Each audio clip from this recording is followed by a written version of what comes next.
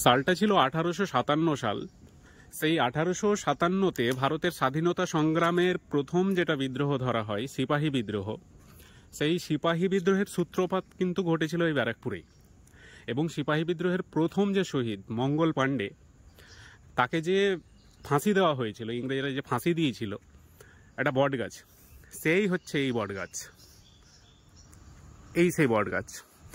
সেই বট গাছের হয়তো মূল ভিত্তি নেই, মূল কাণ্ড নেই, কিন্তু তার ডালপালা আজকে সাম্রাজ্য বিস্তার করে রয়েছে এই সব জায়গায়। ভীষণ একটা প্যাথেটিক হচ্ছে সেই অভিশপ্ত বট গাছ, যেখানে শ্রদ্ধেয় মঙ্গল পাণ্ডে জিকে ফাঁসিতে ঝোলানো হয়েছিল। স্বাধীনতা সত্যি অত সহজে আসেনি। সেই সূত্রপাত, রক্তক্ষরণ, আত্মবলিদান, কত কি ঘটে গেছে অতীতে, তারপরে সেই স্বাধীনতা এসেছে। তো এই হচ্ছে সেই বটগাছ।